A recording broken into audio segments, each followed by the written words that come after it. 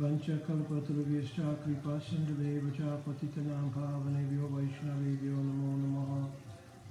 Jaya Shri Krishna Chaitanya Prabhu Nityananda Shri Advaita Gadadhara Shivasari Shri Gaur Bhaktavinda. Hare Krishna Krishna Krishna Hare Hare, Hare Rama Rama Rama Hare Hare. Dandavat Pranam devotees. So I started this narration number 8 with darshan of my Thakurji, Shishi Gaura Gadadhar, Shishi Radha Vallabhju ki jai, Shri Giriraj ki jai.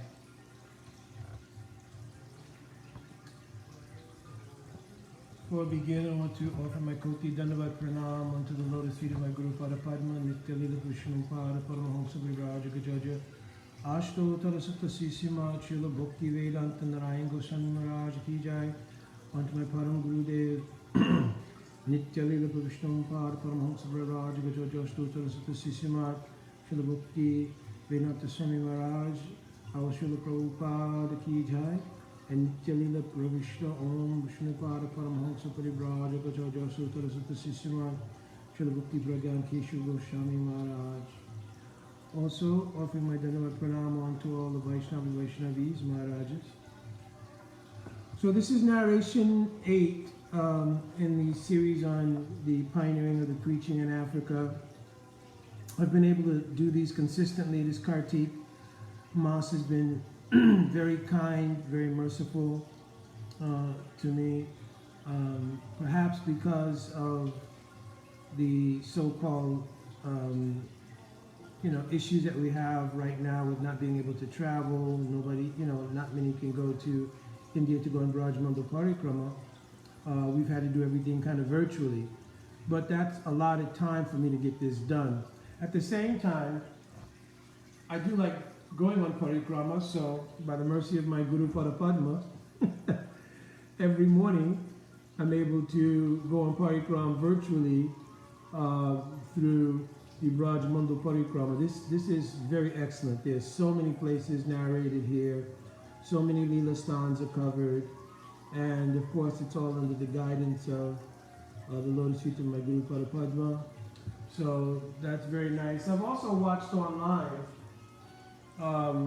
many of the devotees who are in Braj and are kind enough, Kishore Mahanatsu Devi, many others also, who are going on parikrama in a very small group and very health conscious about distancing and everything else, and they're for the benefit of all the devotees sharing that. So somehow or another, nothing can really stop the flow of bhakti. That's the truth. So that being said, I'm going to go ahead and get into this narration number 8. I spoke to Brajalila Mataji yesterday just to check some of the chronologies and so forth about some of these things, just as I've been checking with Pujapad Shanta Maharaj. I don't have as much contact with Ishwar Prabhu, but that section, well, actually, Ishwar Prabhu also will figure prominently in the section coming up here, because this next section will deal with our return from India back to Zimbabwe and then our entrance into Zambia. So she confirmed yesterday that, a lot of the accuracies were there. I did not realize, but actually she mentioned that she did go when I went to Liberia, and she was there. And then I thought back on it, and it was, confirmed that we both stayed in the house of the director of Nigerian Airways, who was there. And the thing that really put the memory into solid focus was she had distributed books there on the street. I remember that. And then she reminded me that we had gone to a place called the Gita Ashram. And that was one of the main things we would do regularly in order to try to get inroads into preaching there and to meet more people. So the Gita Ashram in Liberia is a place where they do a daily recital of one chapter of Bhagavad Gita. And then every 18 days, of course, they've completed Bhagavad Gita, and then they repeat that. So this is a regular practice there. Wonderful thing. So, and the impressive thing, I remember there were many young men and women there who were reciting by heart, because I guess they had grown up doing this, so they were reciting by heart. So it was very interesting, and she reminded me of that. So we left off with our trip, myself, Rajalila, Devashi, and Nagapatni. We'd gone to India, and we'd gone on a tour of South India, following the path of Sriman Mahaprabhu and visiting all the places that he went to, as many as we could. I remember we were traveling also with small Gaur-Nitai deities, and I think I mentioned in some of these places, like at Tirupati, I remember particularly we took photos of it, though I can't find those at this time. But Srila Bhaktisiddhanta Saraswati Thakur had established baitaks and padukas in various places where Mahaprabhu had visited. And so in some of these temples, you could go there and take darshan of those established places that Srila Bhaktisiddhanta Saraswati Thakur had done. So I remember the one that was in Tirupati, we actually asked the Devasthanams if we could render service to that place by cleaning it. It wasn't really super dirty or anything, but we just wanted that savor. So they agreed, and they unlocked the thing for us, and we were able to get buckets and everything, and we actually cleaned that place and everything, and put our Gaur-Nitai in there and did a small arti and kirtan and everything. So that was a very fond memory as well. We also, then, after everything was said and done, we came to Vrindavan. So we came to Vrindavan and we stayed there to spend some time before we traveled back. And of course, you know, I again, as I mentioned, met up with Ayendra Prabhu, and we spent, you know, a lot of time together. It was very beautiful. It was my first time to Vrindavan. I remember we arrived that night in Vrindavan, and I remember asking the rickshaw driver to stop as we pulled into Vrindavan, and I got down and actually rolled in the dust of Vrindavan, because that was mentioned in Sastra. And though I could not and still don't have really any realization of the Chintamani Dham Vrindavan, I'm also living on the Drishyamana Prakash, means the covering of Vrindavan. But I have aspiration, due to the mercy of my Guru Parampara, and in particular the mercy of my Guru Pada Padma, that one day I will see the transcendental nature of Vrindavan and be given some small residence and service there. So that night, it was kind of late when we pulled in, and there wasn't so much facility. So I remember there was one place called Fogel Ashram, which was not far away from the Krishna Balaram Mandir. And I remember we stayed there for the night. It was not, you know, it was very austere and everything, but I had no cares in the world. I was in Vrindavan, so I could have slept under a tree literally that night. I don't have Goswami quality, but I was so happy to be in India, and especially so happy to now be in Brajadam. It didn't matter. The next day we situated ourselves in the guest house, not in VT, but in the guest house that was behind Krishna Balaram Mandir. And we spent the next, I think, 3 weeks or something, you know, sort of entrenched in being in Vrindavan and going around and just very, very wonderful. So I also want to get back to the crux of our, you know, purpose for doing this, which was our preaching in Africa. And because there is a great part of it that will come up in this next segment, I'm going to go ahead and you know, sort of move forward. So we left India, and was it on that occasion? I can't remember if it was on that occasion. It may have been a subsequent trip to Africa, but Mother Rajalila, I'll tell the story because I'm not sure which trip it was, but she began not to feel well in Vrindavan, and she was complaining of a pain in her stomach. So as we stayed longer and longer in Vrindavan, this increased. It didn't get any better. And I remember, you know, the taxi ride, anybody who's been to Vrindavan knows, the taxi ride from Vrindavan to Delhi is quite long and can be quite bumpy also, especially back at that time. We're talking about 1984.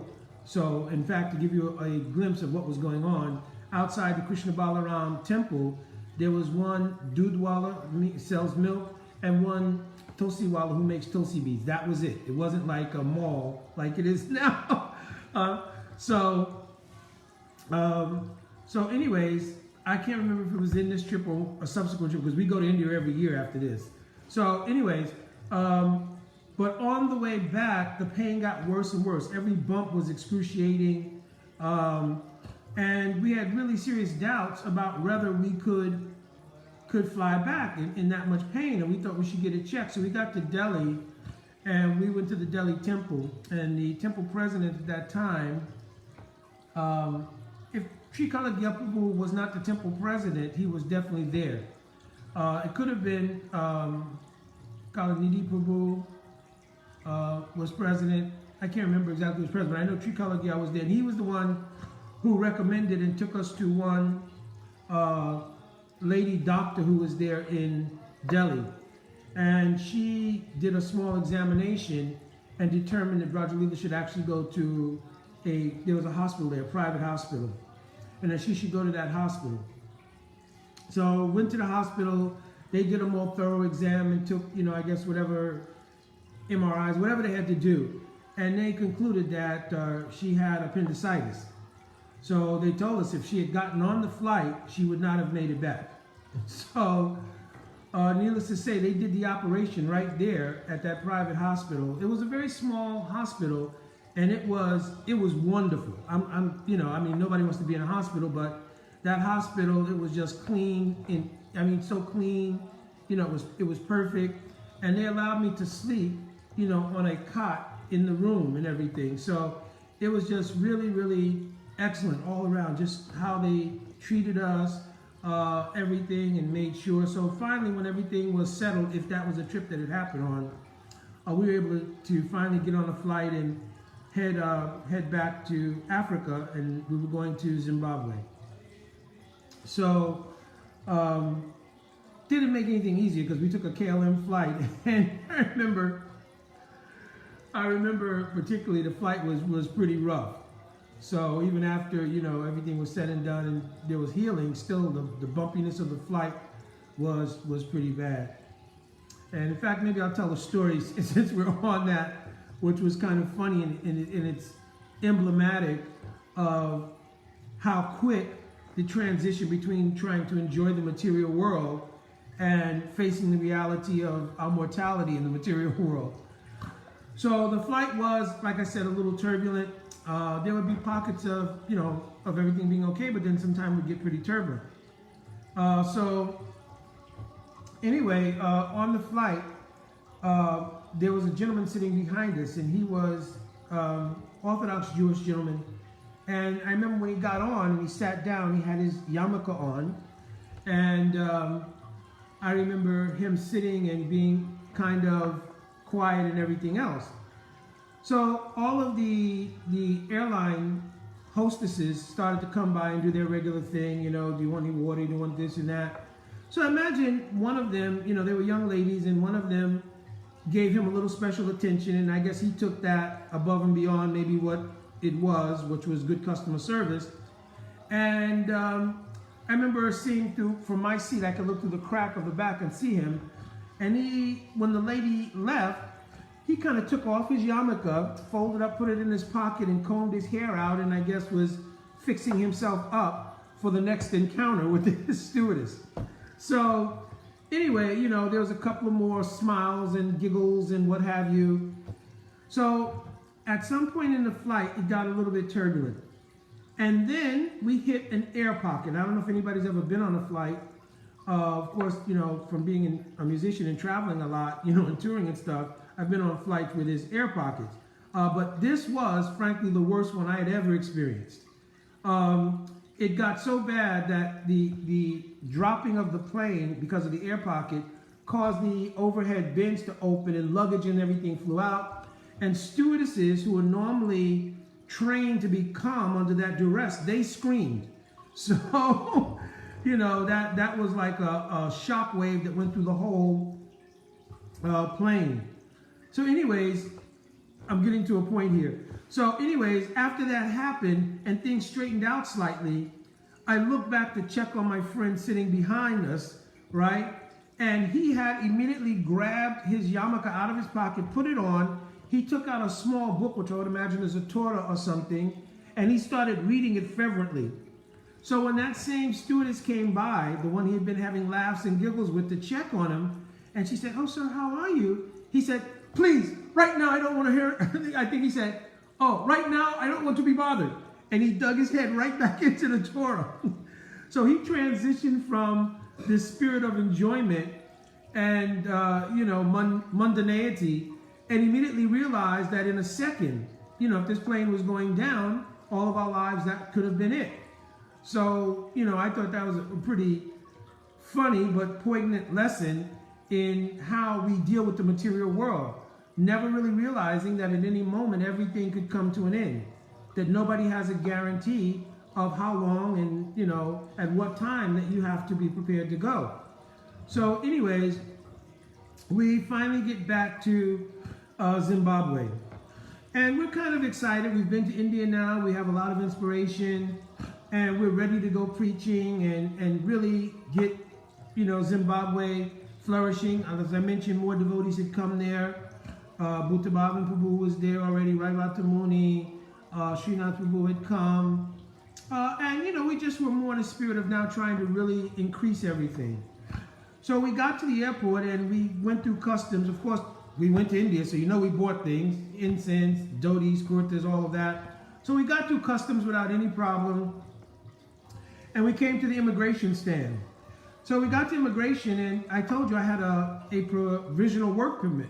So, we were, pretty much like, all right, just check on through and let's go. So we put our passports up on the table to the immigration official. And he looked at our passports, and then he typed something in, and he said he'd be right back. And he went and he came back and he said, "You each have 3 days." So we were in shock, literally. So I said, we have provisional work permits. He said, "I don't know exactly what the issue is. You'll have to go down to the immigration ministry. But all I can do is give you 3 days from here." So we explained that, we really need it because, first of all, between, I think, brothers having been sick and everything else going on, this was, just to get 3 days to get yourself together and get down to the ministry and then try to figure out what's going on.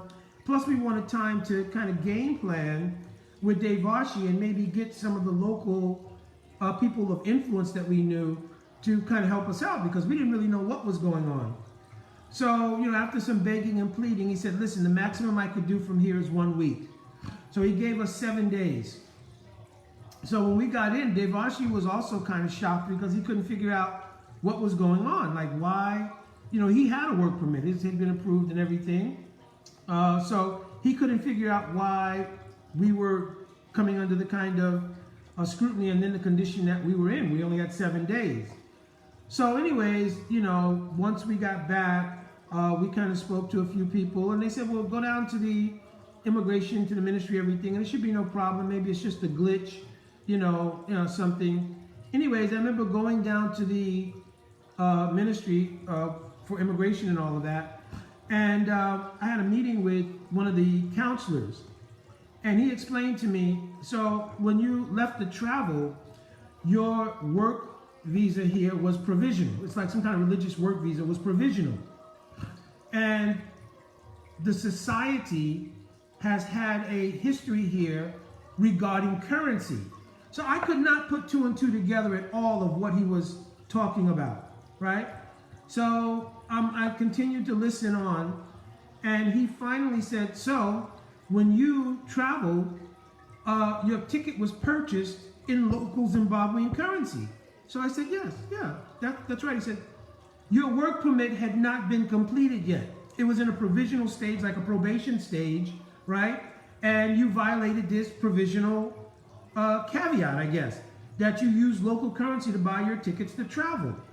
So we were kind of in, even more in shock now because, we talked to the travel agent and everything. There was no problem. So, we had no idea that this was some kind of violation or whatever the case is. So then he gave us a little more insight, which is my first time hearing this, that previously, and this same thing would happen in Zambia, and I'll, get to it when we get to this section on Zambia. But previously, devotees had come through Central Africa, and they would preach, make life members, take the money, exchange it, not legally, and then take the money back out. So the government, having taken note of this, right, on several occasions, now had put a kind of marker on the society and was watching it, right? And we were actually in a status, and the same status was there in Zambia when I would get there. Again, I'll talk about that when we get there. In Zambia, it was even heavier. In Zimbabwe, it was just like, and Devashi had done some work to kind of start to straighten it all out.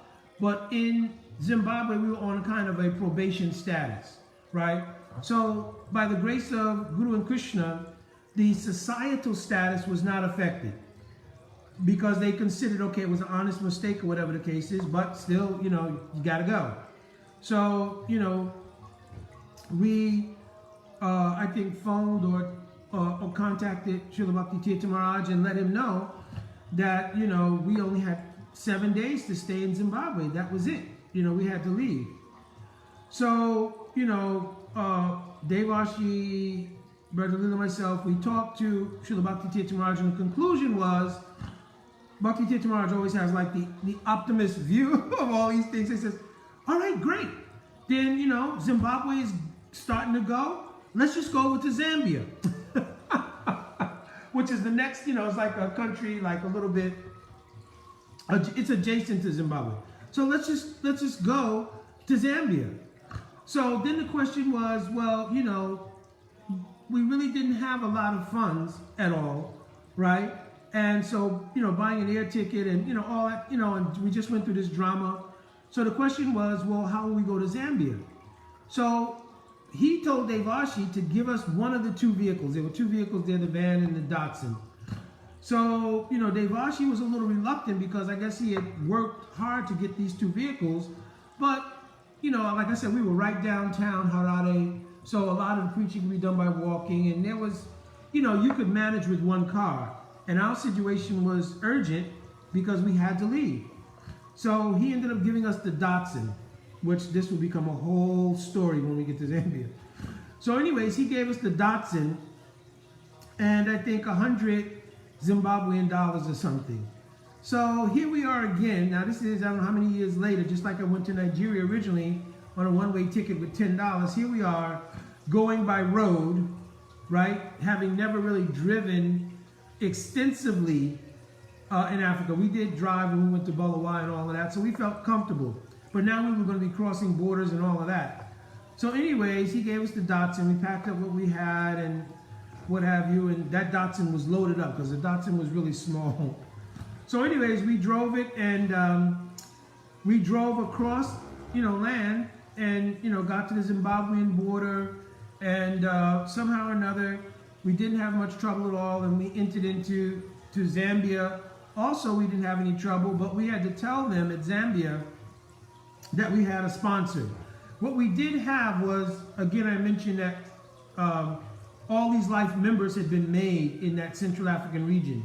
Because especially when the temple was in Kenya, devotees would come there and make life members. And Jalakar Prabhu was at Bhaktivedanta Manor in London, and he was kind of the hub or office, which was a central place where all this life membership was conducted from.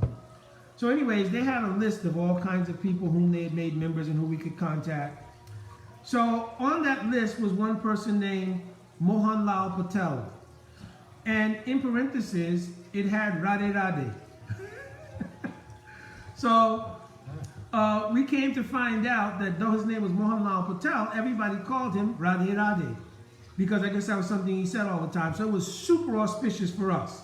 So we targeted that we were going to say this was our sponsor and that this is where we were going to be staying. Now he lived in Lusaka, because this would be our first place, which was the main city there in Zambia. This was going to be our first stop. So somehow we were able to get that through. Because we had all of his address, we had everything that we needed. So we crossed both borders from Zimbabwe and then into Zambia, and then we drove. We didn't have any difficulty along the way. Grace of God, no car trouble, no no issues of other sorts. And we made it, into Lusaka. We got in about early evening and we drove to Rade's house, Mohanlal Patel. And, very nice house. I remember it had a huge gate you had to drive into because most of the Indian community there, whatever house they always had it gated because, there was crime. But when you think about crime in Africa and you compare it to America, there's no comparison. Really, frankly speaking. And having spent, 17 years as a police officer, there's a lot more crime in America, really, than there is, per se, in Africa. I mean, now you get some stuff in Africa, and I'll, tell some pretty harrowing experiences that we went through, especially in Zambia. But all of the people in the Indian community, generally they had nice houses and they had pretty, serious gates. And so, we got to the gate and usually they had someone who worked, as aides in the house and all that. So they came, they opened the gate, we drove in with the little Datsun and pulled up. And Radhe came out and, Hare Krishna, Hare Krishna, Hari Bol, Hari Bol. And he asked, well, where had you come from? And, what were we doing? What was our plan? And literally we had none. We were in Zimbabwe preaching and we decided to come to try to open a temple in Zambia. That's how we explained it to him. So he invited, obviously we went inside, sat down, everything. His wife, the reception that we kind of got from his wife was kind of lukewarm. And we came to find out later on was that there had been devotees in Zambia before. And apparently the devotees, when they came before, they would collect, they would do a lot of things, but they would not really stay and, follow through on what it is that they had said they were going to do. So the Indian community now was a little bit burnt out on the society.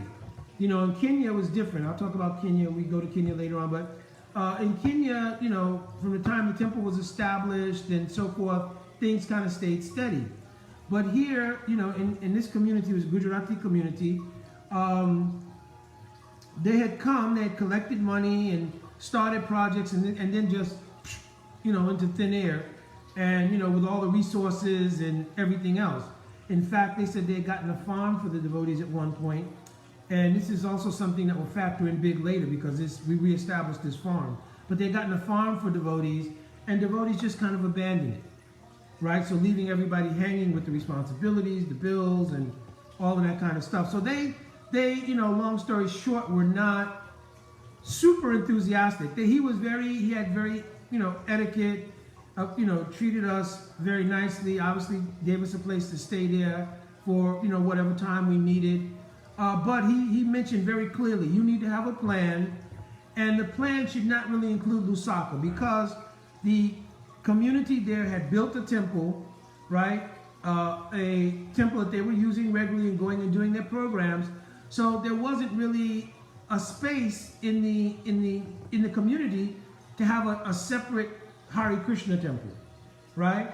So he made suggestions that we could go to two other cities. One was called Ndola, and the other city was Kitwe, right? So Ndola and Kitwe are about 30 miles apart. It's not very far. And he mentioned Ndola in particular because Ndola was another kind of big town, had a huge community. So maybe you could do something there. But he also mentioned that they also recently had built a temple. But, I don't know, maybe, they didn't have experience as much with devotees before. So Ndola may be more suitable. So anyway, we stayed in Lusaka for a couple of days and at his home, and then we made our plan that we should probably go and head towards this Ndola and kind of see what happens. So we drove, and it was quite a bit. It's like 4 or 5 hours from Lusaka, if I can remember correctly, to Ndola. So we got to Ndola, and we went to the Hindu temple there. And I think we spent the night there. We went there and we had another contact that was given to us by Mohanlal. And so we met that gentleman and, explained again, kind of what we were doing. So he asked us what happened in Zimbabwe. So we explained to him that we were starting a temple and things are going well and we just wanted to expand. We didn't go into details about what happened with the immigration and all of that. So he kind of, he was very kind. This guy was very kind. His family was very happy to host us, everything. But he also told us there were 2 temples. Now, we only knew of one temple. There's already 2 temples here in Ndola. The one temple is the older temple where everybody used to go. And that, the next day we'd go and visit that temple, actually. And then there's the new temple, which was just built. So he says, I don't pretty much see how things will work here. But, only 30 miles from here in Kitwe, there's a huge community. And, they have an old, like, kind of Hindu temple center thing. But, I think you would do better there, frankly. So, we said, okay, we'll take it into consideration. We spent a couple of days in Ndola, and he was, like I said, a great host and everything. And we started doing our preaching. He actually arranged for us to give a class at the Hindu temple in Ndola, the new one. And then he took us over to the older temple. Now, the older temple, right, was almost like a Brijabasi temple. It was very small, very nice. They actually had a huge picture of Mahaprabhu, I remember. And it was really, really it was much sweeter atmosphere than the new temple. In the new temple, people kind of just culturally and ritually came and everything, but in terms of sitting and listening to Harikatha, especially in English, because a lot of elder people did not speak English, so forth. Whatever expats who were living in that area, they spoke Hindi or Bengali, whatever.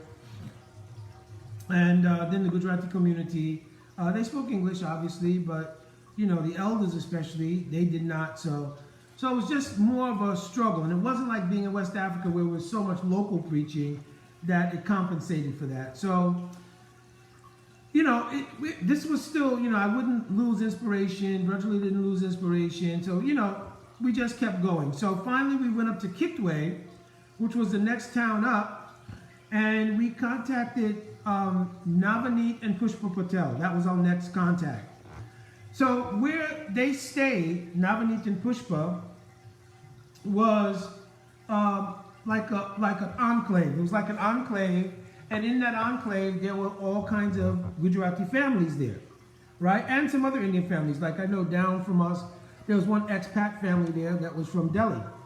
And in fact, later on, that family, the Thakur family, they would become really, really instrumental. In fact, it was from his wife, Mrs. Thakur, that I learned Devanagari well and everything. So it was really nice. So this was like a little closed enclave, and at the end of the one street, there was the Hindu center, Hindu temple. Now the temple was average size. It wasn't like a temple. It was more like a building, and they just had some pictures, and I think they had a deity there. I cannot remember. But the real thing about Kitwe was that they had a huge field. And that huge field, they would hold big festivals in. One I'll get to coming up. There was a visit of one sadhu named Murari Bapu, who's very famous in India. He'll come to visit that place, and I'll tell that story later on. But, so when we first were there, we stayed, it was arranged for us to stay in the house of one young couple. Asha bin, and I can't remember her husband's name, but anyway, they owned a store in town, right? They owned 2 stores in town, and they were partners in a business with Navneet. So Navneet had arranged, and Pushpa had arranged for us to stay with them, and so we were staying there. They were very nice, but they were young, and they did not have the idea that, well, we have some spiritual people staying in our house, so whatever their habits were, they didn't let up. So they drank, and they watched, Bollywood movies late into the night and everything else. And they had a dog or something, a dog or a cat. And I remember they also ate eggs. I don't think they didn't eat meat, but they ate eggs. And so I also remember coming in one morning early, and his wife, she had the dog, I think it was, and she was bathing it in the sink in the kitchen, kind of washing it off. So, that was becoming a little uncomfortable. Eating wise, they honored that we were vegetarian and stuff, but it was difficult because we knew they ate eggs, and so it was tough. That was a little tough staying there. So by the grace of Guru and Krishna, we spoke to Navani, about arranging programs and preaching and all that. So we were doing some programs and things, and even that the host that we had, they also would arrange some programs from time to time, but everything was kind of superficial. I just wasn't feeling the same thrust, So anyways, but then an amazing thing happened was that Navani told us, well, listen, we found a place that may be suitable for you guys to have a temple. It's just a house, but it would be your own place, and we'll take care of it. So actually the house that they found was right next door to them. And it was, a nice sized house, I think 3 bedrooms or something, 2 bathrooms, and it had a fairly large room in the front. So the community, Navaneet and Pushpa, they took care of all the expenses for that place. And so now we finally had our own place. And that was like really wonderful because, where we were staying, it was getting a little bit difficult to make it polite. So anyways, now we had this place, so we kind of, immediately started fixing it as a temple and everything with the idea, let's try to go out and let's try to start making some devotees and make things happen here. So, we would go out regularly and begin to do some preaching and, speak to some people and everything.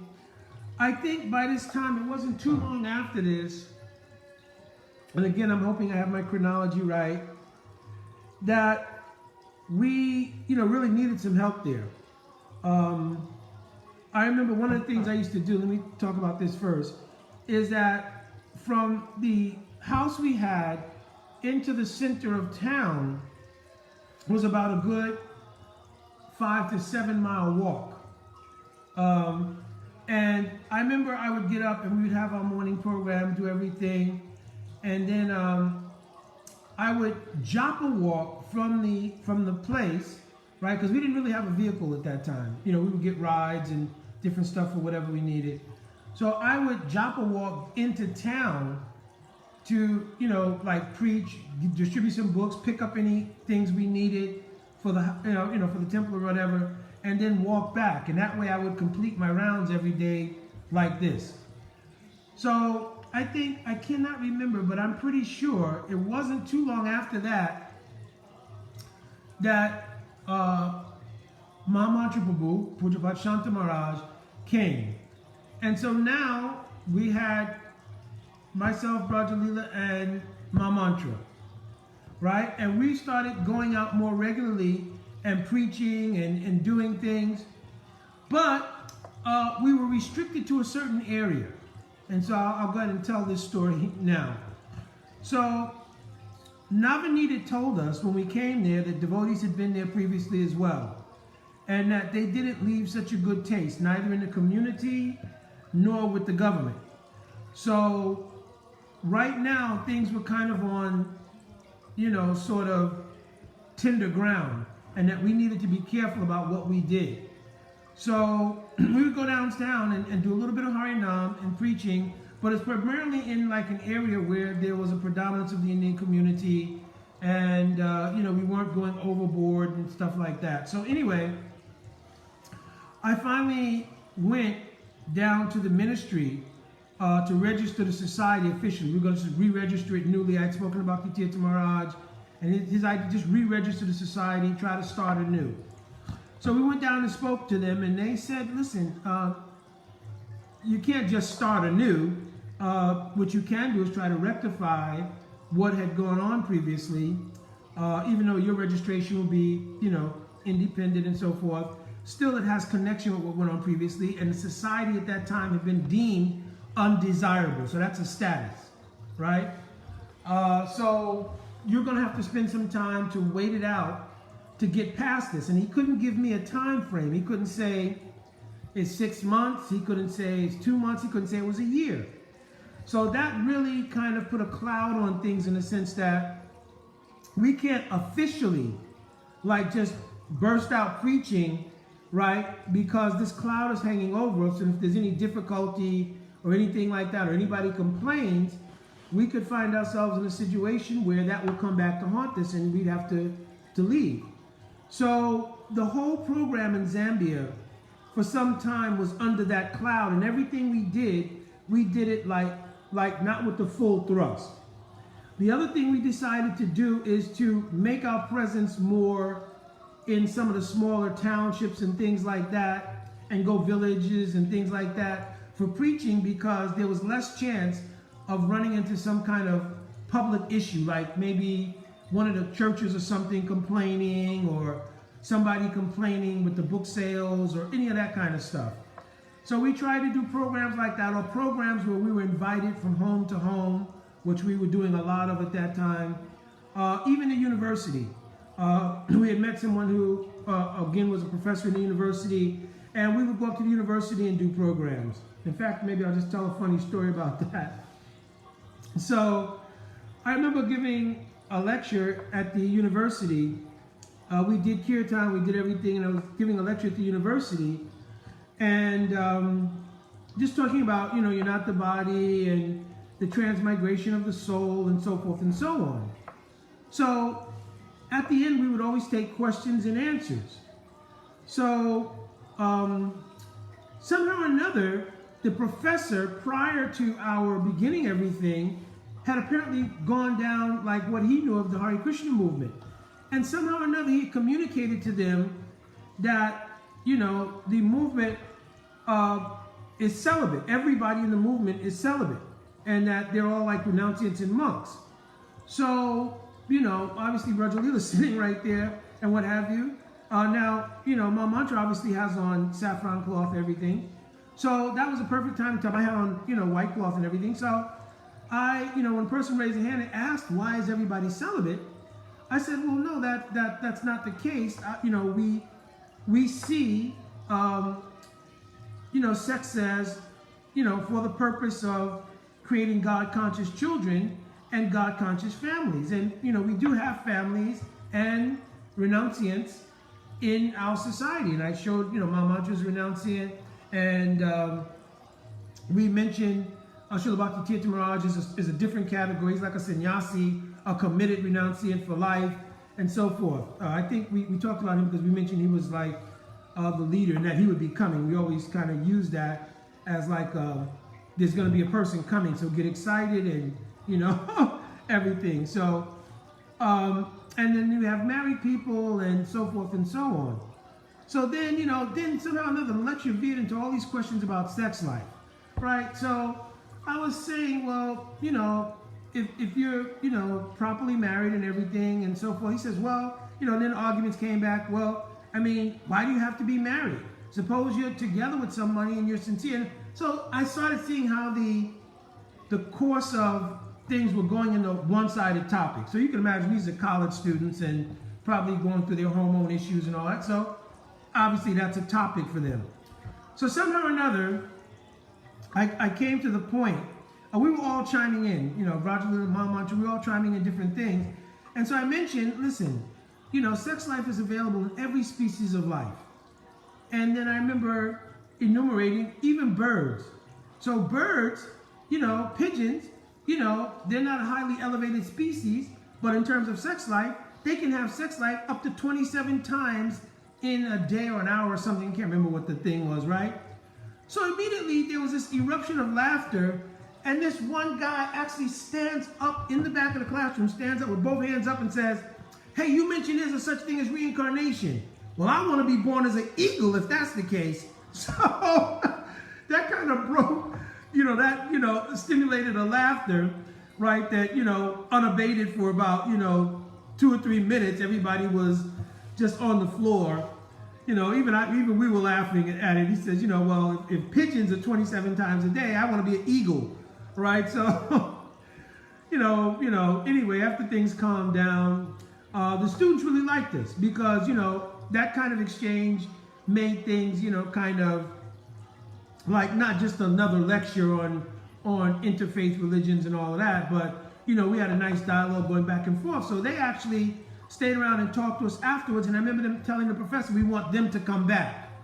So that was an excellent kind of sort of preaching thing. Now we had an inroads into the university, and we would either go up to campus sometimes regularly or even do programs in the classroom, because we couldn't do a lot of outside things like Harinam and all these things yet. So during the course of that, we got fortunate and we actually started to make some devotees. So the first 2 devotees that came, again, I don't remember their Kami names, but they were Mahajan and Sankirtan. Sankirtan, he was married, so his wife came with him. So they came on and they moved into the temple and they were following all the programs religiously.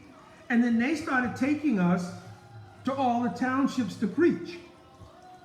So we now had a regular kind of thing going on, and it was pretty strong. We were happy that now we had, you know, this kind of participation and everything. Wait. Let me back up 1 second. So this was more like a second phase, really, because I'm just thinking back now. In the first phase, when we got there, it was just me and Brajalila, and I remember now Bhakti Tirtha Maharaj arranging for some other devotees to join us, right? And I'll have to check this, but I think that first wave of devotees, before we actually started going out and making devotees, and even before Navani and Pushpa gave us that house, we left Asha and Bin's house. That was the name, Asha and Bin, right? Asha Bin means sister in Gujarati, so I was thinking Asha Bin related to her, but Asha and Bin was her husband, even though he's an Indian gentleman.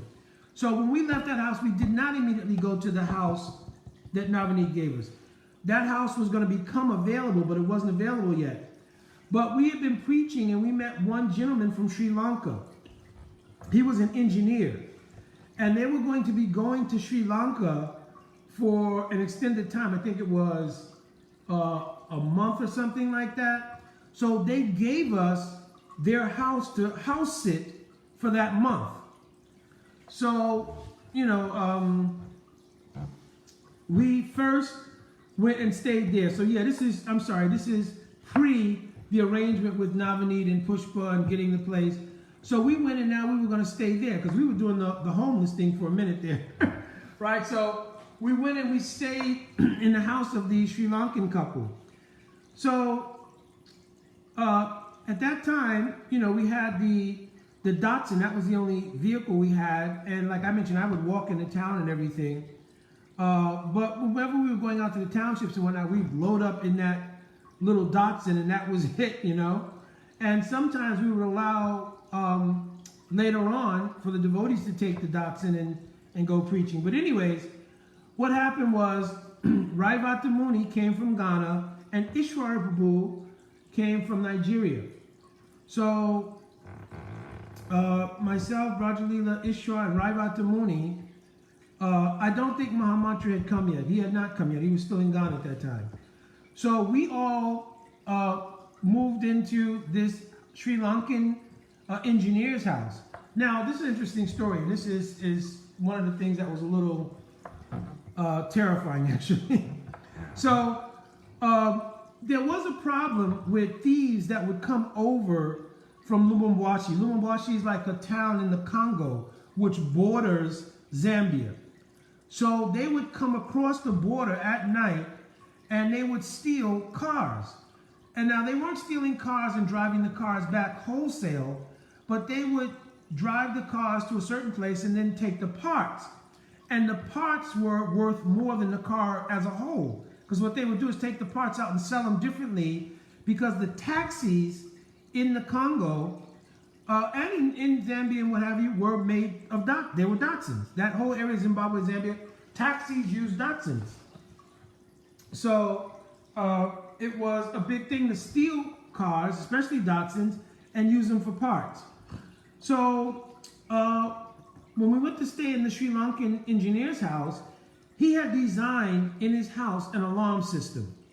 This alarm system ran throughout the entire property. It wasn't a huge house, by the way. It was a simple house because he was expat, just working there. Wasn't like the business community where they had big homes and so forth and so on. So anyways, he had these thin wires, and you couldn't see them. They were black wires, and they ran in circumference all around the house. They were intertwined around the car. They ran back around to the back of the quarters. If you opened any of the windows, you'd break one of them. And so at night, he had this whole thing. You could switch that alarm on. Actually, it was a pull system. You pull this string, and it connects the alarms, and they're set. And if any of those wires are moved or broken, it sets off the alarm. So, you know, we were there, and you know, we learned all about that system. He had one person who was like a, you know, an aide for the house. I don't like to say house servants and so forth. They were aides for the house. And he stayed in the quarters in the back. So he was going to be there to help us out, and anything we needed or had to get done around the house, he would be there to help us. So we're staying there, and now it's like kind of nice with two other devotees there. We're doing the morning program, Mangal Arati and everything, and so forth and so on. There was some conflict. I'm not going to get into narrating down the tape, but sometimes Raivata Muni and Ishwar both were brahmacharis, right? And they would have their conflicts from time to time, right? And so it was interesting. It was like a family, right? So, but anyway, we were all living in there, and it was, you know, going pretty well. There was some tension. I think a lot of the tension was around the fact that we couldn't go out preaching the way we wanted to. This was, you know, again, prior to getting the place from Navani and all that. We couldn't go out preaching like we wanted to because of the stricture from the government that was hanging over us. So we were very, at that time, very restricted in what we could do. We were only doing house programs, a lot of Indian programs, so forth, so on. So I remember one night, you know, we pulled the car into the carport. It wasn't a garage, it was just like an open carport. And we strung all the wires around it, you know, like we were supposed to, and did all that. We had the person who worked at the house come and check everything is good, all of that. We went into the house, the alarm was on, we shut the door. Now this door was the kind of front door that you close, and then you lock it from the inside with a key. And so then I would take the key at night, and myself and Brother Lila had a room towards the back of the house. Raivata Muni and Ishwara, they had a room in the front of the house, right? So everybody, as I mentioned, you know, we all used to get up pretty early, like 3 o'clock, 3:30 to start chanting and all of that. But one night we laid down, and I remember Brother Lila saying, "Hey, do you hear that?" You know, so, you know, I was on the other side of the room, so I didn't hear what she said at first, and she said, "Hey, do you hear that?" So I'm like, "What?" And so I listened carefully, and I could hear like gravel, like something was walking on gravel or moving on gravel. So, you know, I went to the window, I didn't see anything. I went around to the front door, I didn't see anything. So this had to be around 2 o'clock or something. So when I walked past, Raivata Muni woke up, and he said, "What's going on?" So I said, you know, Rajali said she heard something outside. So I didn't open the door. Or did I? Yeah, I did. I actually opened the front door, I looked out, and I didn't really see anything. So I closed the door back, locked the door, went back in the room, and Raivata Muni went ahead and got up and showered, and he turned on the light in the front room, and he was chanting, and then, you know, Ishwar, I guess, was in the shower. He had gotten out, he was there. So I was thinking, well, you know, to go back to sleep at this point, you know, I might as well just go ahead and get up. So I laid back down for a second while I was contemplating all of this, and the next thing I heard was like furniture scrambling and Raivata Muni banging on the front door and trying to get out, but he couldn't because I had the key. And he was like kind of cursing and yelling, you know, and I'm like, what's going on? So I had an axe, which we were keeping near the bed. So I grabbed the axe and the front door key, and I ran out, and I opened the front door, and me and Raivata Muni ran out onto the porch, and I had the axe, and we saw them pushing the car out of the driveway. And when we said, hey, and we started to go down the stairs, these two guys came up from behind the bushes, and, you know, I've been in law enforcement for quite some time. And so they had AK-47. So I don't know if you know what that is, but it's one of the most powerful, you know, like rifles there is, right? So, you know, I said, wait a minute, let them take it. You can have it. And I just kind of raised my hand, said, you can have it, take it. And we went back inside the door and shut the door and locked it. So, you know, nobody would come in or whatever. But somehow or another, I don't know, you know, this is prior to any law enforcement training I had. So we're standing in the front of the door, which is made of glass, and they have the AKs pointed at the door, I guess just to prevent us from coming out. So, you know, probably recognizing that, you know, we were foreigners or whatever, they probably didn't really want to shoot anybody because that would really create like a big investigation, all that kind of stuff. So they just want to make sure we didn't come out, and they stole the car. So they stole the car, took off, right? So now we run back in, right? And we're calling the police. So we get on the phone, we dial on the police. Amazing. I finally get on the phone with the police, right? And I'm saying, hey, somebody's just stole our car. I give them the location of where we are, everything. And the guy's going, Is there any way you can send somebody to pick us? We'll come right now. So I'm like, what? So, because I couldn't understand what he was saying. Like, send somebody to pick us. What is that? He says, please, can you get the car and come and bring us? We will come there right now. And I'm like, I'm telling you, they just stole the car. They just stole the car, right? So, you know, he's going on with the same thing. We don't have transport, you know? We can't get there right now. So anyway, we hung up, and I come back into the living room, and Ishwara, I know if you see this, you're going to be angry at me, but I've got to tell it. So we're in the living room, and the thing, we're all trying to figure out what to do and so forth, and then I don't see Ishwara. So I said, Haribo, where's Ishwara? What happened? Did he go out? Right? So we're looking around, and we open the bedroom door, and Ishwara is peeking out from under the bed. So Ishwara crawls out from under the bed, and he says, I have to go, Prabhu, I have to go back. I'm going back to Nigeria. I can't do this. I can't, right? So anyways, we're part laughing, but we're also upset now. The car has been stolen. And also we had a bunch of books in the back of the car because when we would go out, we'd always want to have books with us. So we had a huge amount of books, even some books we just had printed, right? Some introductory book we just had printed. It was all in the back of the car. So, you know, we were really upset, everything. And so the lady next door came by, and she had called this South African guy who had been living there for years and years. He had a security company. And I think his name is Mr. Rob or Mr. John. He came by, he had a Jeep and everything, and he bought his gun and everything else, and he came by, and he said, yeah, they won't come back. You know, they've got what they want and this and that. And he took us to the police station. So we went there and we filed the report and everything, and, you know, of course, we never got the car back, but they did find the car, and the police came and picked us up one day and said, yeah, we found your car, and they drove us out. And in the woods, they had taken the car completely apart, you know, and we saw books everywhere. They had scattered the books everywhere. We tried to pick up what could be salvaged because they tried to set the rest of the car on fire. So we kind of salvaged what we could and everything, and, you know, so, but, you know, that was probably the most severe thing in terms of danger that had happened to me thus far the whole time I had been in Africa. Like I mentioned, in West Africa, never had been robbed or anything.